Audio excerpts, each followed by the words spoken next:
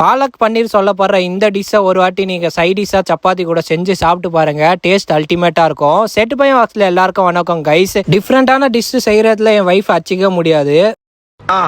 இன்னைக்கு என்ன டிஷ் செய்யறாங்கன்னா பாலக் பன்னீர். பாலக்க கீரை வெத்துட்டு அதுல முந்திரி பாதாம்னா கொஞ்சம் போட்டு வேக வச்சு எடுத்துக்கலாம். இன்னொரு சைட்ல பன்னீர் எடுத்துக்கலாம். பன்னீரை சின்ன சின்ன பீஸா கட் பண்ணி சுட சுட ஆயில கோல்டன் ப்ரௌன் ஆறாக்கும் ஃப்ரை பண்ணி எடுத்துக்கோங்க. இந்த ரெசிபி வீடியோ போறதுனால எனக்கு ஒரு பெனிஃபிட் என்னன்னு கேட்டீங்கன்னா, வைஃப் டெய்லியும் டேஸ்டியான ரெசிபி செஞ்சு தராங்க.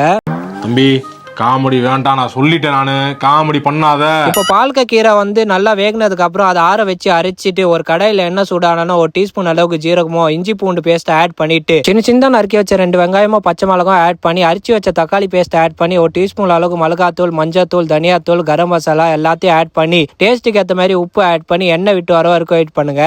நல்லா எண்ணெய் விட்டு வந்தோடனே அரிச்சு வச்ச பாலக்க கீரை ஆட் பண்ணிட்டு ஒரு 2 நிமிஷம் கழிச்சிட்டு நம்ம ஃப்ரை பண்ண பன்னீரை ஆட் பண்ணி 5 நிமிஷம் லோ ஃபிளேம்ல அப்படியே விட்டுருங்க. சூப்பரான பாலக் பன்னீர் ரெடி ஆயிரும். இதை நீங்க சுட சுட சப்பாத்தில வச்சு சாப்பிட்டாலும் சரி, இல்ல சாப்பாடுல பெசஞ்சு சாப்பிட்டாலும் சரி, டேஸ்ட் அல்டிமேட்டா இருக்கும். என்கிட்டயே கதை விடாத. கூடவே சைடிஷ்காக வைஃப் மசாலா மோர் கூட செஞ்சிருந்தாங்க. கூலிங்கா வேற லெவல்ல இருந்தது. நீங்களும் உங்க வீட்டுல ஒரு வாட்டியாச்சும் இந்த பாலக் பன்னீர் ரெசிபியை ட்ரை பண்ணி பார்த்துட்டு எப்படி இருக்குன்னு சொல்லுங்க.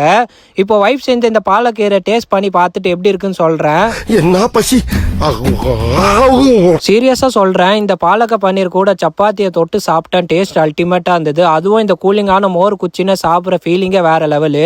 நம்ம ஃபோக்கஸ் குமுதாதான். இந்த ரெசிபி பிடிச்சிருந்தா அடுத்து என்ன ரெசிபி செய்யலாம்னு கமெண்ட்ல சொல்லிட்டு போங்க. இன்னைக்குள்ள சதாகேஷ் vlog பிடிச்சிருந்தா லைக் பண்ணுங்க, ஷேர் பண்ணுங்க. பாய் பாய்.